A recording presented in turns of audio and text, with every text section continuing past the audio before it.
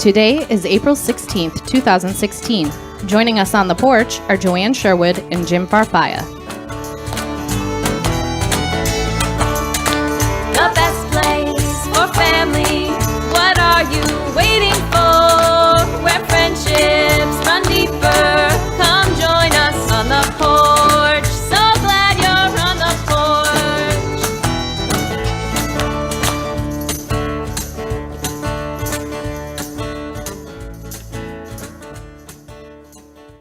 Hey kids, it's Matthew Wood, your host of another exciting episode of On the Porch Radio Hour. Today is, well, as every episode is, it's a special day. It's the official freeing of two of our guests. Not only are they guests on the show and have both been guests on the show in the past, but it was almost exactly 1 year ago that they were both on the show together. And I was in Utah, and what happens when I'm away and the show happens without me is that there's usually some kind of, there's usually conflict. So when I came home from Utah and I went up to the barn to see our new goats, I saw that there were two cars parked out behind the barn with tarps over them. And that made me nervous, but there's always sort of weird things happening here. And so I was like, hey, what's up with the new cars? And they were like, shh, don't say anything. We're just gonna leave it alone. And then as dinner time rolled around, I was really excited to be eating with my family, and I noticed that we had two less plates on our shelf when I was getting ready to set the table. So when I asked what was up, Ruby said, "Papa, don't worry about it." And so now that I'm getting answers like "don't worry about it" from my 8-year-old, I thought, well, maybe I should worry about it. And I had insulated the attic. And when I went upstairs to change my clothes, I noticed there was a little bit of a muffled sound coming from the attic, at which point Ruby and Lily were setting up the ladder to go up into the attic. And I said, what are you guys doing up there? And once again, I started to get the don't worry about it response. And I said, nope, that's it. I got to worry about if you're putting plates with food on them up in the attic. I need to know what's going on. And sure enough, Jim and Joanne were both in the attic. There had been some issues after the episode that they were on about a year or so ago, and ever since then, they've been living in our attic, which is fine. It's a nice place to hide. It's the doorway into the attic isn't very obvious when you go upstairs and walk through the hallway. There's no big ladder or anything that hangs down, and so when anybody came to search the house looking for Jim or Joanne, they didn't know. And we would pass some popcorn up to them every once in a while, and we get good Wi-Fi in the attic, so they got to see Netflix or Skype with their families. I thought we took very good care of them. I thought that the rainwater spout that I made that came down through the roof, I thought that was a nice touch. They always had fresh water, and I thought it has gone very well. But today we're going to have them on the show again, and when the show's over, we're gonna pull the tarps off and let them drive home. It's been a great stay, but as we've all talked about here at the Wood and Apple Farmstead, there's just too many mouths to feed, and there's too many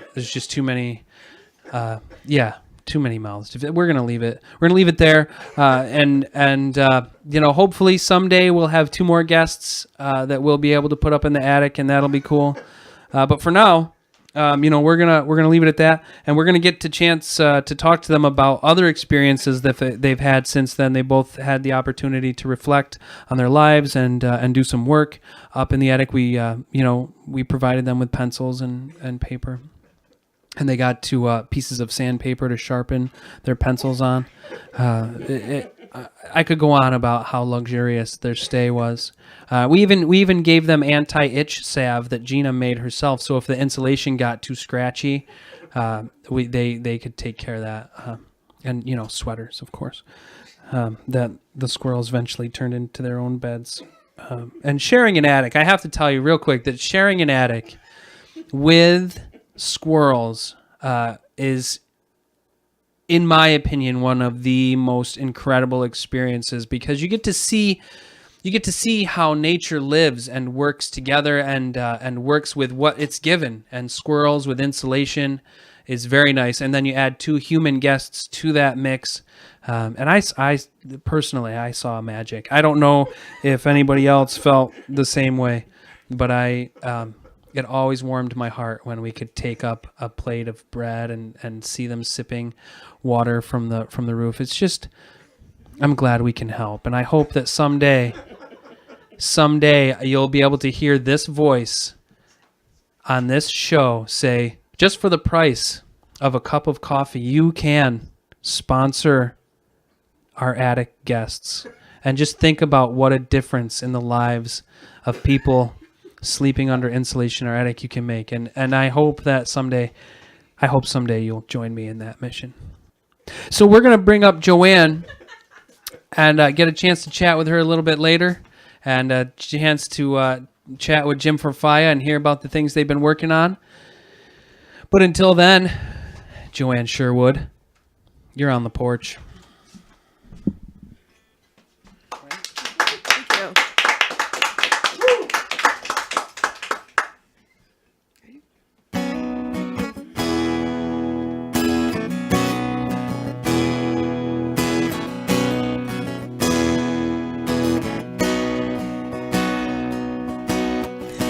I'm an old woman named after my mother. An old man was another child that's grown old. If dreams were like thunder, lightning was desire, this old house would have burned down a long time ago. Make me an angel that flies from Montgomery. Make me a poster of an old rodeo. Just give me one thing I can hold on to. Believing this living is such a hard way to go.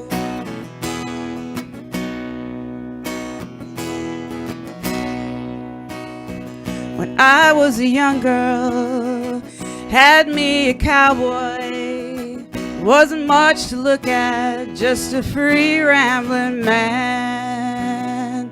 But that was a long time, no matter how hard I try. These dreams just go by like a broken down dam. Make me an angel that flies from Montgomery. Make me a poster of an old rodeo. Just give me one thing, oh, I can hold on to.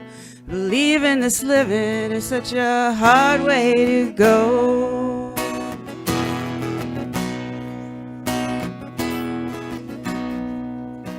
There's flies in the kitchen, I can hear 'em buzzing.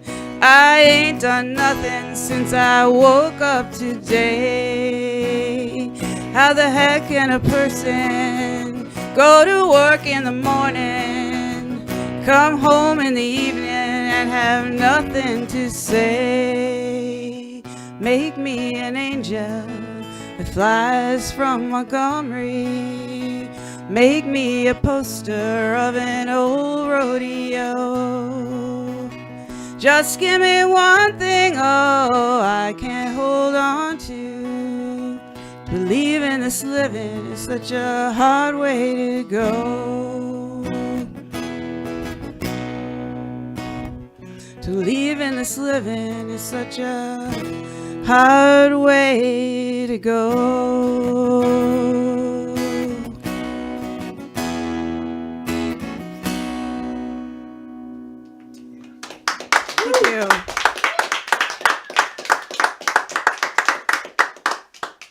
So when I found out that I was going to be coming to On the Porch, and Renee told me that I could read a couple of poems, I got really excited because I've been doing a lot of writing lately. I've been doing a lot of presentations for my writing, but they've been on my nonfiction history books. But I love writing poetry and I love reading poetry, and I haven't had a chance to do that lately. So I'm excited to have a chance to read. I'm going to read a couple of poems through the program that were in part of a book that I wrote about my love of pop music. And I use that term pop sort of broadly. You know, the music of the 60s and the 70s that I grew up with was really important to me. And part of that were the Motown singers, particularly the groups, the Guys, the Temptations, the Four Tops, the Girls, the Supremes, the Vandellas. So this was a poem that came to me about what it was like to be a teenager watching these groups. It's called This Is Serious Business, Ode to Motown. The guys sporting colorful plumes, spinning in the spotlight, falling to their knees, pleading, just trying to catch a break. The girls gathered around their hope, whispering their dreams, suggesting everything, but giving away nothing. Oh, how their desires call and respond, how they offer each other sweet promises. Those of us caught in between, trying to figure out which side to take.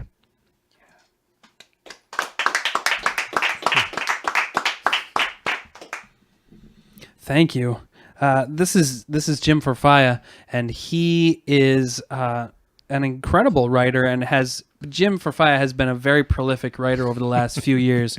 And I one thing I find really interesting, and I apologize, I felt like I was fairly familiar with your work, but in your introduction of that poem, and you talking about the work that you've been doing, you used the word nonfiction historical books, and I was struck by this thought of, geez, I've always thought of all of your work as nonfiction. And so I'm wondering if you have, if you've been writing fiction.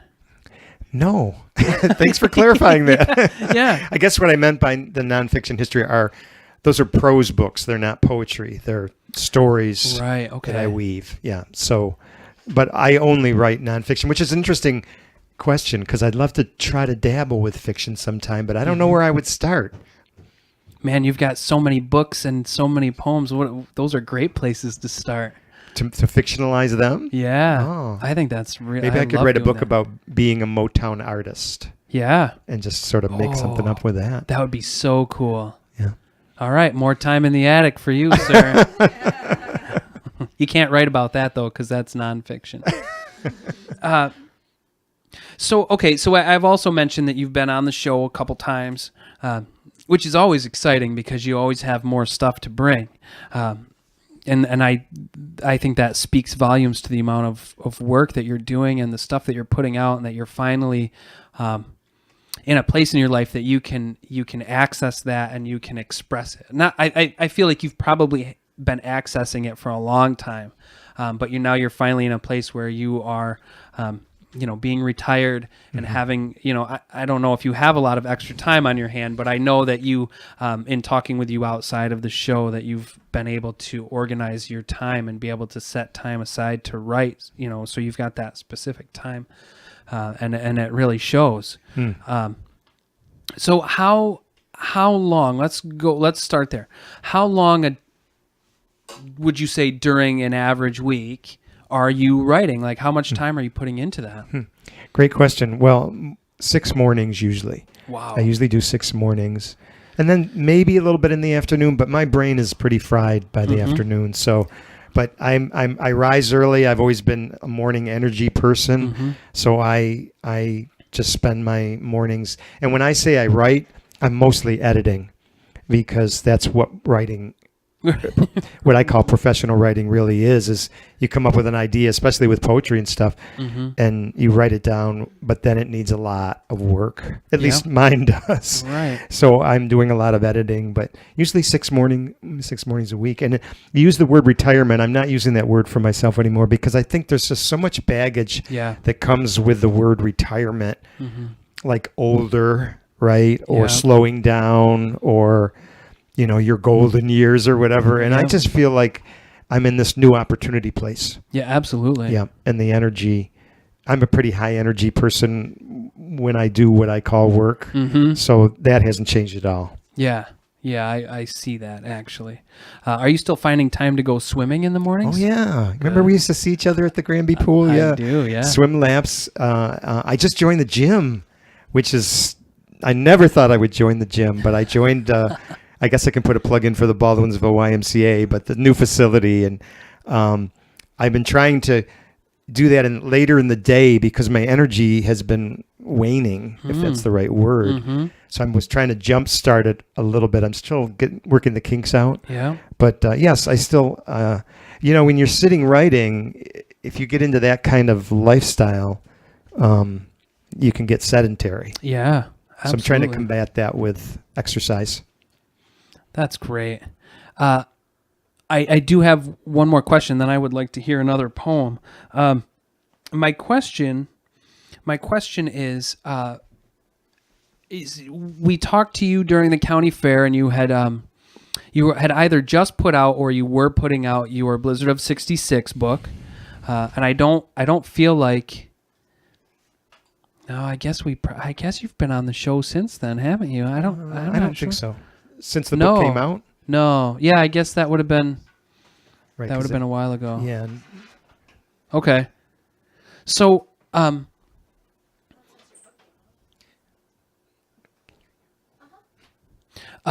yeah. So, how is that going? How's that being received? And what other works are you working on? Okay. Wow. And I could talk for hours. So I'll know when I have enough time. The book has been responded to phenomenally, which I had sort of an idea that it would be because the Blizzard of '66, for anybody that was alive during it, it's such a golden memory. Yeah. And so people have responded really welcoming to it. In fact, the book is mostly stories that people have told me that I wove together into a book. Since the book has been published and I've been doing presentations, I have another 50 or 60 stories equally as good. Wow. That, it just shows me that amazing things happened in that 4.5-day storm. Yeah. So the response has been really great. And I guess I'll leave that part at that because I'm really excited to talk a little bit about my next book, which is about the Oswego County Search and Rescue Team. Oh my gosh. You know of them? Yeah, I was a part of the search and rescue team for a couple of years. Come on. Yeah. Okay, we're going to talk later. All right. So this is an amazing story of a team, the very first search and rescue team in New York State that started from a tragedy, which I won't get into because we'll save that. But a tragedy happened in the Adirondacks, and it responded to something in people that we need to start a search and rescue team in this area. This was before 911, before emergency services. Yeah. And the story I'm going to tell is the story of a group of people from Oswego County, primarily Fulton, Valany, Oswego area, that started this search and rescue team. It is now the most respected search and rescue team, not only in New York State, but of northeastern United States. And it's the amazing story of how they got to be that way. So I'm so excited about it because I'm profiling the 10 pioneers who were the first people that started it, and then telling the story of how they managed to create something from really nothing. Nice. There were no other search and rescue teams here. So I'm kind of immersed right now in trying to reach out to people that were involved. That's why I want to talk to you later, and then do my research with press releases and newspaper articles and stuff. Yeah. So, and that'll hopefully be done by the end of this calendar year. Yeah. That's great. I love that you are using the word pioneers too, because that's what they are. They're called the Oswego County Pioneer Search and Rescue Team. Yeah. Absolutely. Yeah. And they were pioneers. They started this new program. So that's cool. So don't leave us, but give us one more poem before we move on. Sure. I'm really excited to do this poem. Listening to Joanne sing, great song. Was that I know that song by Emmylou Harris, but who wrote that? Do you know who wrote that? John Prine. John Prine, yeah. So I have this sort of dual musical affection. Part of it is rhythm and blues, Motown, soul music, and part is folk music. So listening to Joanne sing that song, I wanted to do. This is a poem for Crosby, Stills, and Nash, which, I grew up with vinyl albums, and then in a fit of craziness, when cassette tapes came out, I sold all my vinyl albums and 45s at a yard sale for like $1 a box or something, and I miss them. So then I started recollecting with CDs. So this poem came to me after listening to Crosby, Stills, and Nash, after not having heard them for a long time. It's called CS&N. After all these years, their harmony has stayed. Not the way old nightmares hang on, but the way three guys found a dream and thought to share it as one. That's why hearing them today is still good news. Men gathered around a feeling, singing into each other, never turning away.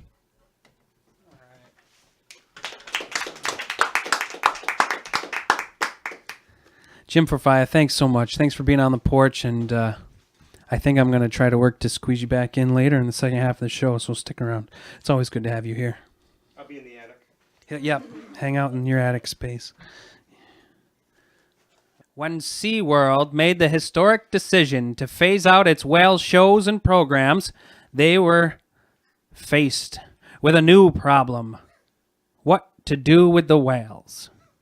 Tonight's sponsor of On the Porch Radio Hour, Blubber, has the solution. With declining consumer need for blubber use in the human diet, candle wax, oil lamps, leather conditioning, and soap production, what uses do we have for domesticated whales that won't survive independently in the wild? Well, like so many other unqualified people, the blubber manufacturers of North America, also known as BMONA, are turning their 7,000-pound trained puppets to politics. With the race for a proper American president underway, Blubber's leaders believe one more entrant spewing a mess out of their blowholes is a welcomed event. Keep one of the oldest businesses alive. Support Blubber in its ever-evolving uses of its resources. What's better than a representative that does what it's told? One that will do it for fish instead of money. Do it for the US of A. Do it with Blubber.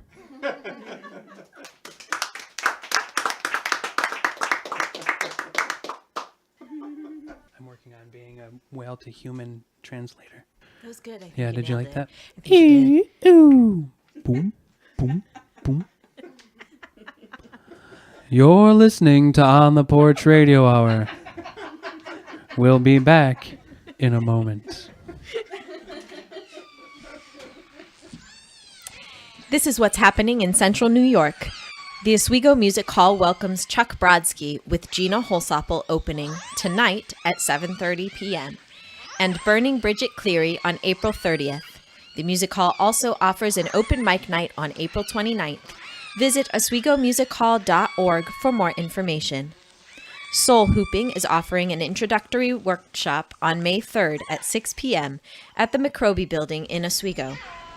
Visit soulhooping.com for more information about this and other events. Serendipity Cafe for All is hosting an organizational potluck on April 24th at 2 p.m. at the Lycoming United Methodist Church. Visit Serendipity Cafe for All on Facebook for more information. An indoor flea market is being held at Canal Commons in Oswego on April 23rd from 10 a.m. until 4 p.m. A holistic wellness fair is being held tomorrow at the Oswego Elks Club from 10 a.m. until 2 p.m. There will be a variety of speakers, healers, and vendors representing many types of products and services. Admission is free. The Healthy Baby Expo, including the 6th annual Great Cloth Diaper Change, will be held on April 23rd at Elam Grace Church in Oswego. There will be activities, vendors, product demos, and more. Visit healthybabyexpo.com for more information. The Grascals take the stage at Colette Theater and Conference Center on April 22nd at 7:30 p.m.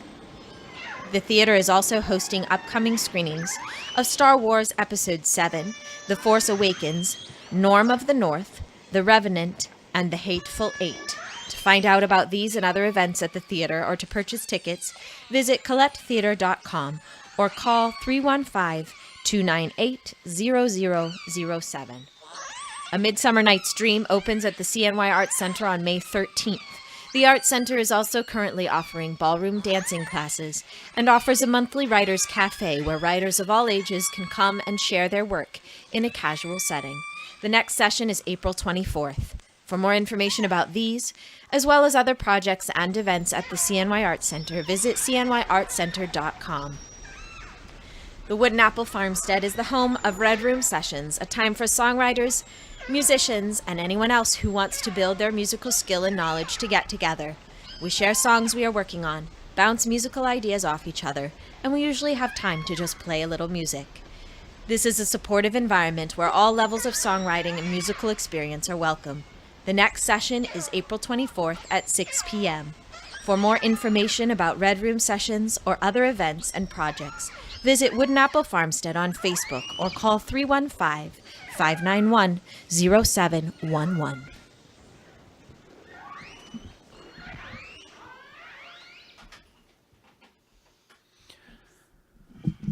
I'd like to welcome back Joanne Sherwood. So, Joanne, the last time you were on the show was has been since the show we were talking about earlier that you and Jim were on together. You were here for singing with Rob, right? Did you? No, he did his own thing. Yeah, no, I was by myself. You were by yourself. You weren't here. I wasn't here. I No. guess I don't pay attention when I'm not here. So anyway, it's a good thing I can edit that out. I was there in the room, but I didn't sing. You were, see? Yeah. I was glad that you were here.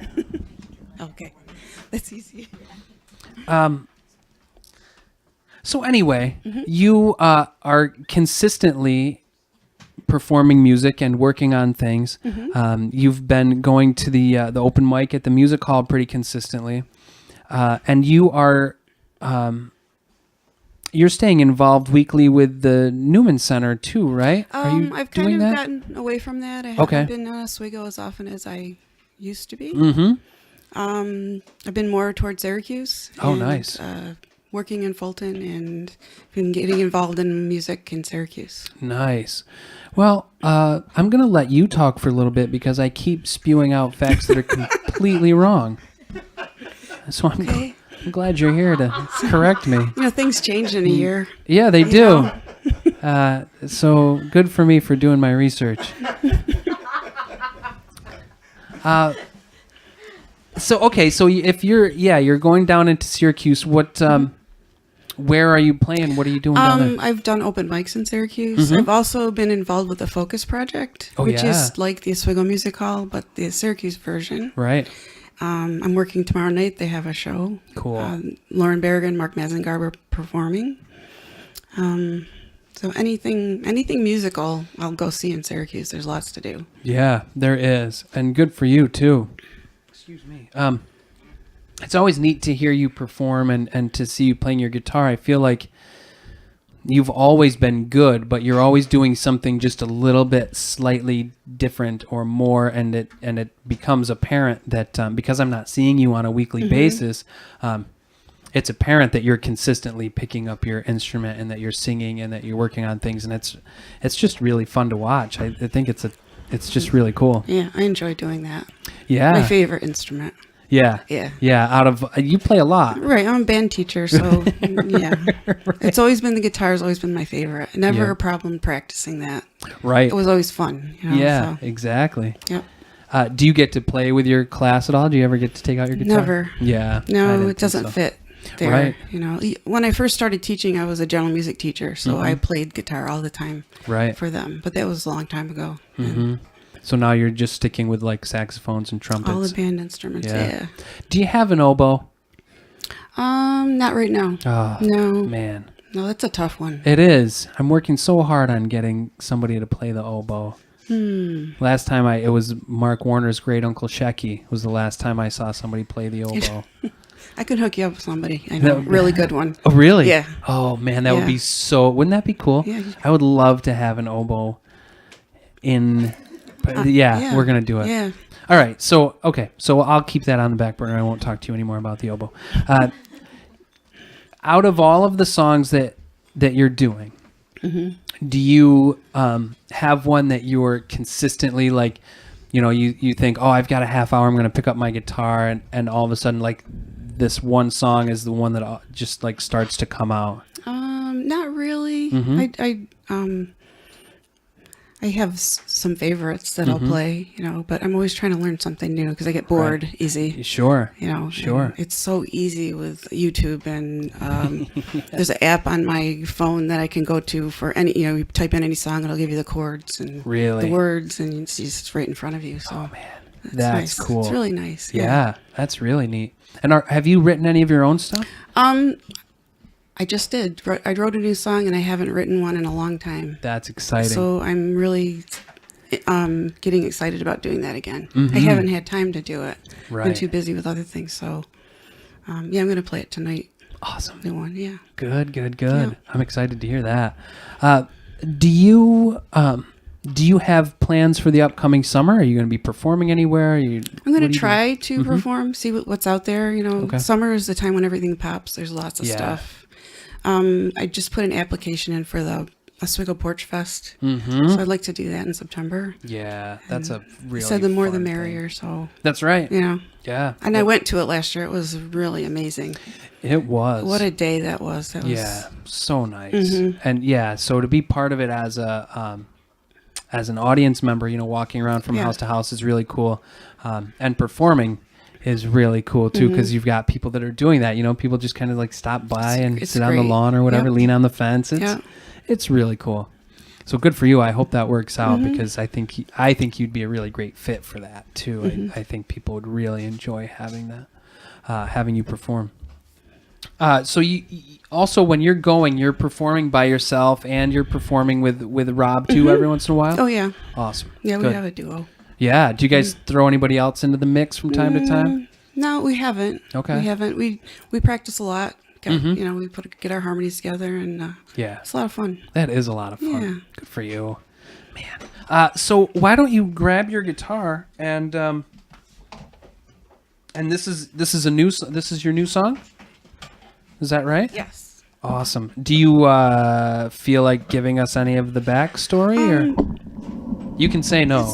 It's called Here, and I think about my life. I'm a teacher, I'm a mother, I'm a friend, and it's about being somebody's rock and about being there for somebody. Cool. Thank you, Joanne Sherwood, everybody.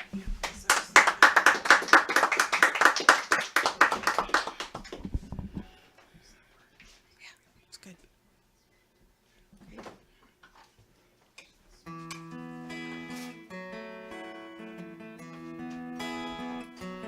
Close the window, don't let the cold air in. In this shelter, warm your skin. Welcome blanket, wrap up tight. You're here now, it's alright.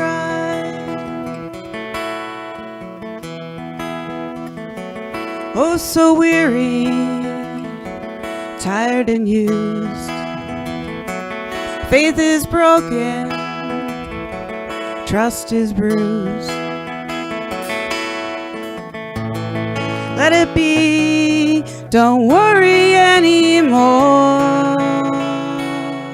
Here, behind this door.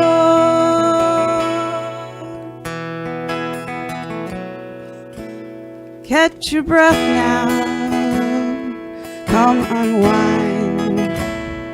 In this moment, you rest your mind. Fear far behind you, don't turn around. You're here, safe and sound.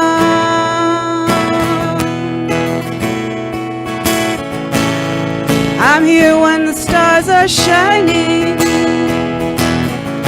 I'll be here for the wind and rain. Heaven knows I'm ready to see this through. I'm here for you.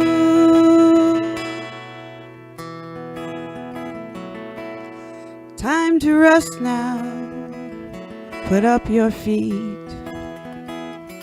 Soothing melody, prayer for sleep. Eyes are closing, dreams are near. It's okay, I'm beside you right here.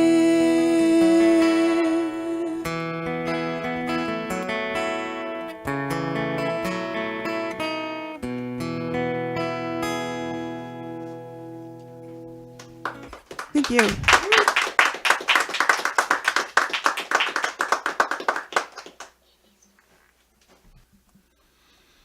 We've got to find a sound guy that's really just dedicated to sound and not so many things in his life. But it's cool to have Maxwell Wood here when he's here.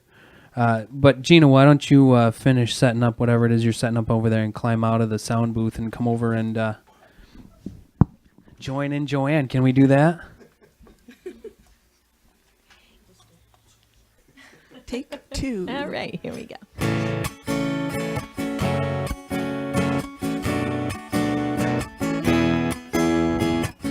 Tonight you're mine completely.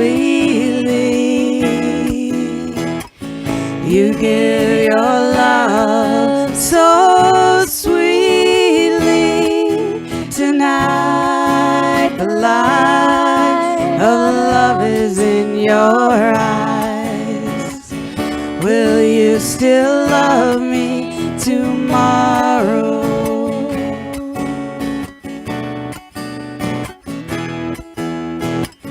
Is this a lasting treasure or just a moment's pleasure? Can I believe the magic of your sighs? Will you still love me tomorrow? Tonight with words unspoken, you say that I'm the only one. But will my heart be broken when the night meets the morning sun? I need to know that your love is love I can't be sure of. So tell me now, and I won't ask again. Will you still love me tomorrow? Will you still love me tomorrow? Will you still love me tomorrow?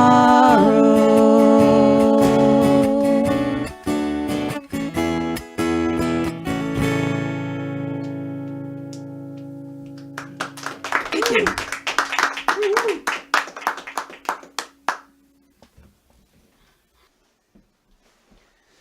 So I was talking to Jim before the show, and we were listening to the sound checks, and Joanne and Gina were doing that sound check, and it was really lovely. But then we were just talking about it, and Jim was telling me about the inspiration that he had from not so much that song, but the artist, and he actually has a poem about the artist that originally wrote that song. So Jim, I'm gonna have you come up, and you can introduce it better if you like and tell the story or whatever, but I'd like to have you come up and give us that poem if you don't mind.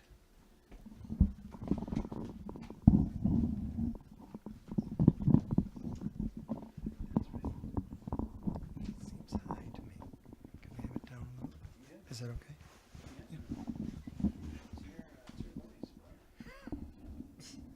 Good.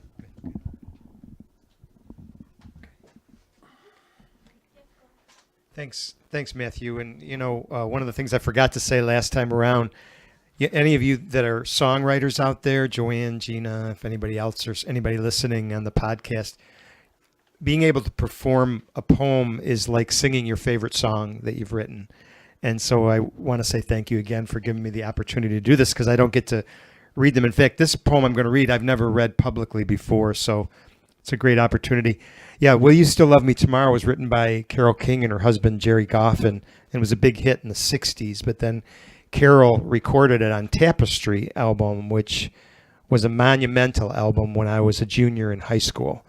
And it was the first music that I really connected to strongly.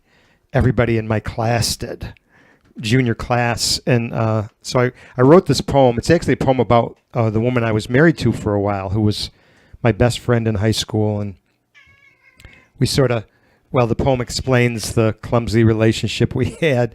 And actually, I sent the poem to her before I published the book, because I knew that anybody that knew me would know that I was talking about her. And she gave me permission to write the poem and read it. So I'm going to dedicate it to her, my ex-wife and still good friend, Mary.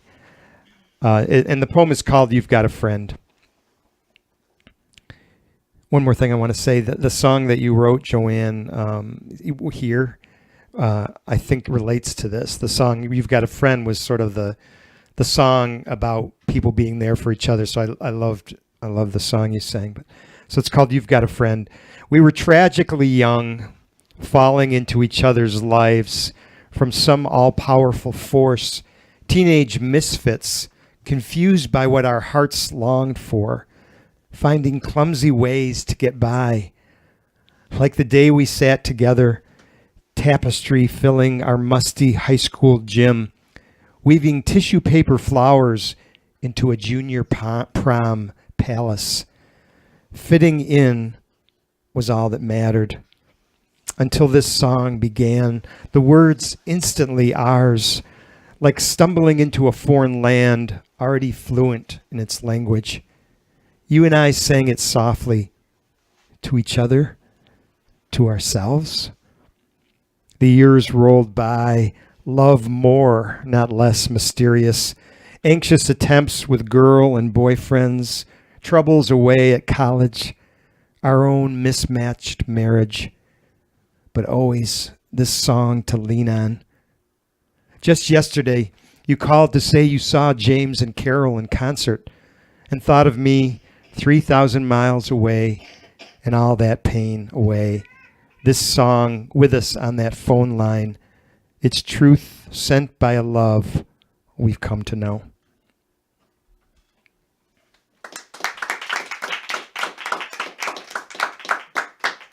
And we're going to bring back to the stage now Gina Halsappel.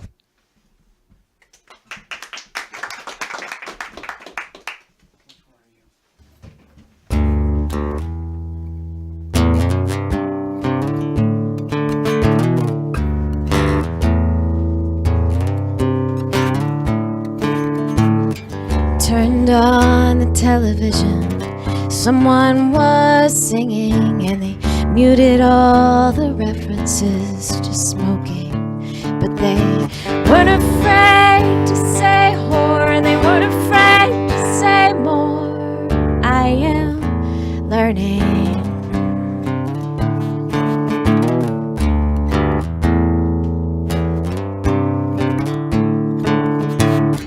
I saw you last night in the face of a man who was trying so desperately to be my friend. He just wanted someone to talk to. I told myself it was not you.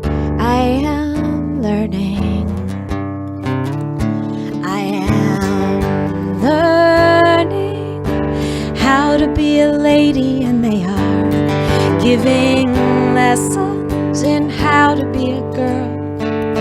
But excuse me if I would rather be a woman in this world.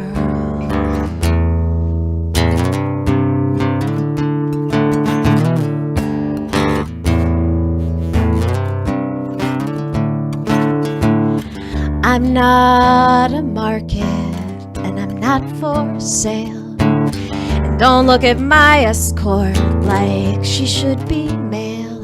And just because I came alone doesn't mean I want to find someone. I am learning. I am learning how to be a lady in the yard, giving lessons in how to be a girl. But excuse me if I would rather be a woman in this world.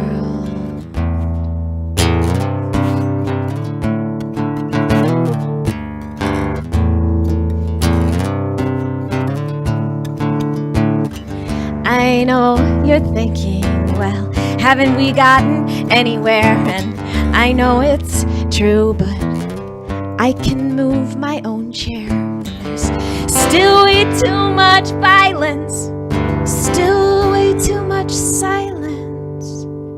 I am learning.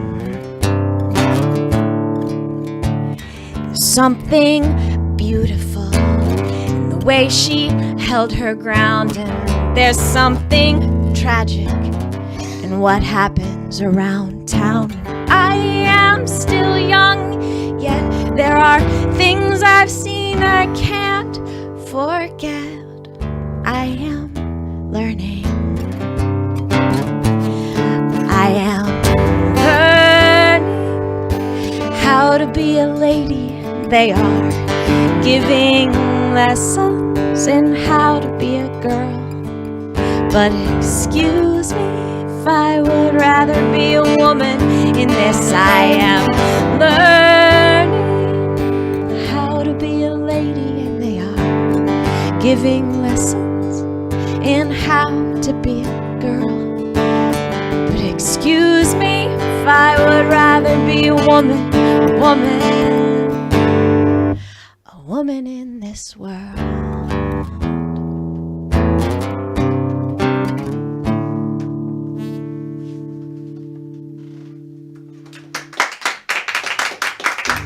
Thanks.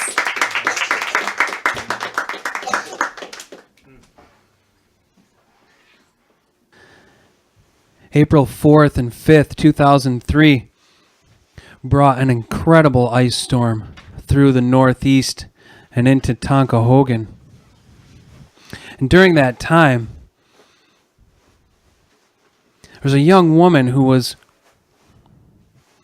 very ill, and they had brought her into a hospital, and she was doing her best to stay positive, and her family was coming to visit. And when the ice storm hit, they had to triage all of the people that were staying, all of the patients that were residents at the hospital at the time, because they had lost power and they couldn't provide enough power for all of the residents and all of the patients in the hospital, and they had to figure out where to best send them and how best to tend to them and who needed to stay at the hospital and how much power they could generate in order to serve as many patients as they could, and they were working on those numbers. There's a young man by the name of Roger who was in and out of the hospital every day visiting this young woman. When the ice storm hit, that was the first thing on his mind, was how am I going to get there? And there were people that were driving snowmobiles to get where they needed to go, and they were towing wagons behind their snowmobiles and bringing food for their neighbors that couldn't get out, and they were gathering water, and they were gathering snow, and they were gathering everything that they could. And during the ice storm, there wasn't a lot of snow, but the ice around the branches was so thick, and it was bringing trees down, and everybody was losing power, and it was hard to get through on even snowmobiles. But people were working to do that. Roger was more focused on getting to the hospital. And when he showed up finally, on the 7th, he was able to finally get to the hospital. And Annabelle Lee was still in the hospital. They hadn't moved her yet. He was very thankful for this because he didn't have any phone. He didn't have any power. So he went to visit. Her condition had gotten worse, and a really severe fever had set in. They weren't able to get it lowered, and they were trying to figure out if they could put her in their ICU or if they would have to move her, and if it was going to be too hard on her body to move her. Roger didn't pray, but he went down as far as he could in the hospital, and in the basement floor where they do all of the laundry and where the kitchen did most of its cooking and where they had all of their storage facilities. Roger found a closet full of piles of scrubs that were covered in dust that nobody had been to or that had seen the day of light in who knows how long. He thought he would probably be left alone there. Kind of made himself a little bit of a nest in the bottom of this closet. He moved some shelves and stacked them off to the side and let the piles of scrubs be his nest. He was getting as close to the earth as he could. This is how his grandfather taught him to meditate and to use his healing abilities, and he was working as hard as he could to send as much healing energy and positive energy to Annabelle Lee as he could. Every hour or so he would bring himself back out of his meditation, find his way back up to her room. And after the third hour of doing this, he was exhausted. And he was trying to find a way that he could just get himself even a Snickers bar or a cup of coffee to bring a little bit of life back into himself. When he went back up into Annabelle Lee's room, it was empty. And a nurse found him standing, hunched over, looking exhausted and mystified in the middle of this empty hospital room. And the nurse said, "Oh, I'm so glad that you're here. We had to take her down to the ICU. She's not doing well. The fever has gotten worse. And we think that while we were out of the room moving some equipment around that she may have had a seizure." So he ran down following the nurse to the ICU, and there she was. Not awake or conscious or aware that he was there, and he talked to her and he meditated. He took his shoes off, took his socks off, and felt the cold hospital floor under his feet. He didn't feel like getting kicked out, and he just kind of shoved them under the bed and let the sheet untuck and cover his feet the best that he could, and he stood there trying to bring as much of that energy from the earth from so many floors below. Put his hands on her. She was cold. And he looked at the nurse and he said, "I thought she had a fever." And the woman said, "She does." And he said, "Well, she's freezing cold." And she said, "Yeah, that's what we don't understand. And there's something going on." And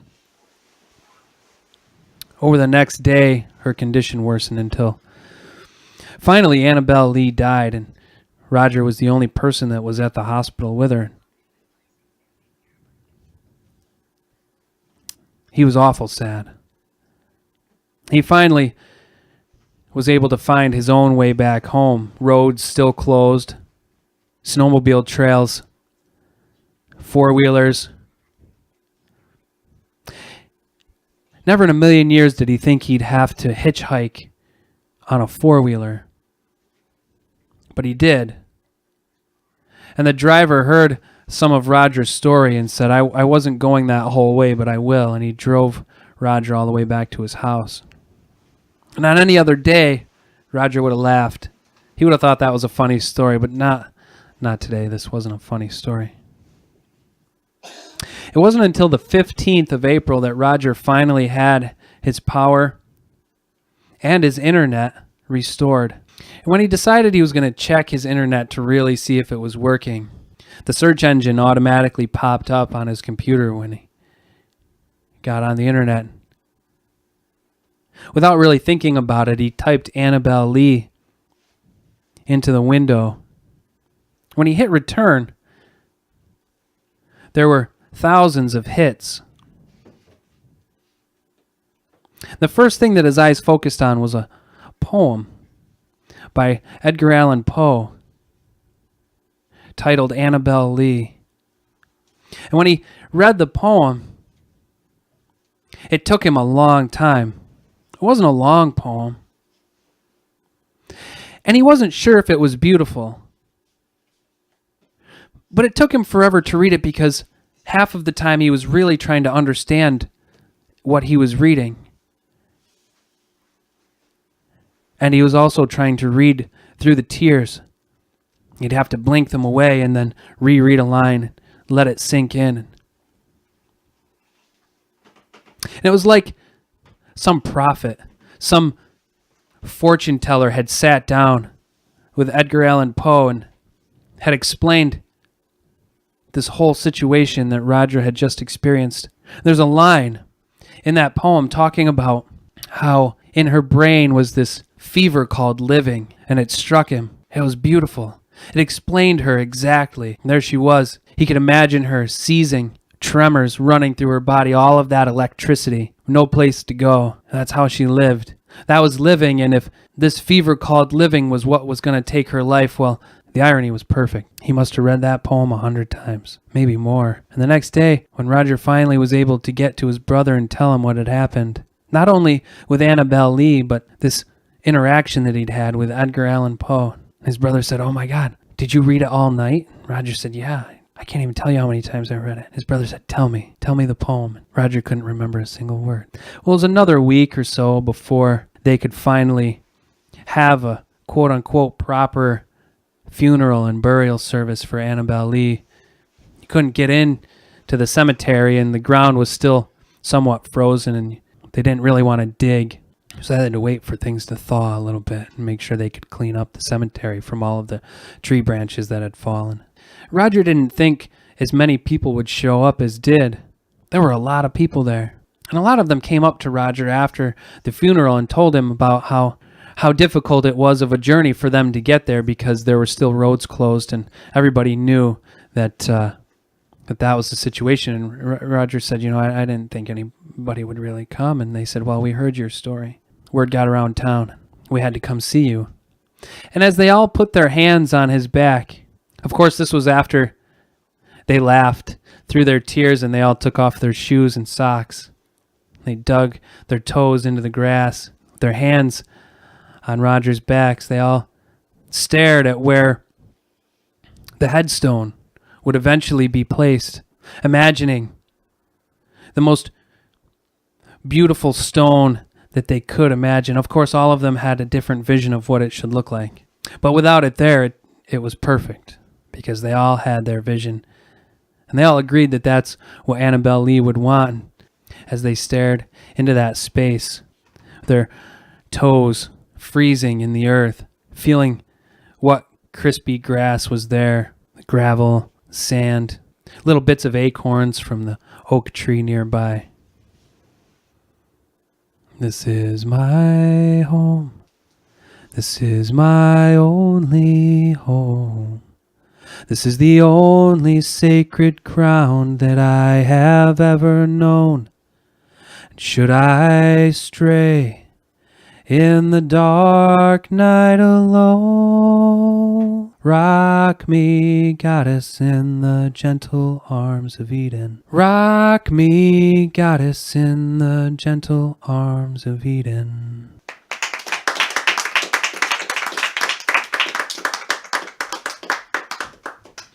Well, there it is, folks.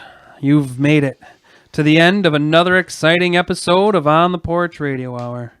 And we couldn't have done it without our attic guests coming down, seeing the light of day. Jim Farfaglia, Joanne Sherwood, I really want to thank you for being here and how wonderful it all just kind of worked like two hands interlacing their fingers. It was really nice. It really was. Your poems and your songs worked really well together, and it made for a lovely evening here at Wooden Apple Farmstead in Palermo, where we record our show live every Thursday, unless, of course, we're not here, which means we're recording live somewhere else, which means you should figure out where that is because we want you to be there if you're not here. And you can do that here at the Wooden Apple Farmstead in Palermo. Next week, with our guests Eric Mena and Jenny Gordon, should be an incredible time. On June 9th, make sure that's in your calendar because it's a ways out, which means you don't have anything scheduled for June 9th. Well, now you do, because you'll be coming to the Hall Newman Center at SUNY Oswego, where we'll be recording live. And we also have some really incredible guests coming up soon. Some of those guests include Kyle Osman and Shane and Nona Amering. I want to thank everybody that's paying attention on Concert Window. Thanks for being here. Now, if you are not on Concert Window, you just missed me waving to you live. So think about that next Thursday and get on Concert Window. Or if you can't wait until then to see me and our guests, go to www.ontheporch.weebly.com where you can click on the watch and listen tab and view all of our shows. We've recorded well over 50 shows and they're all there. So start at the beginning, work your way through, and then we'll see you here live next Thursday. And until then, friends, peace to your journey.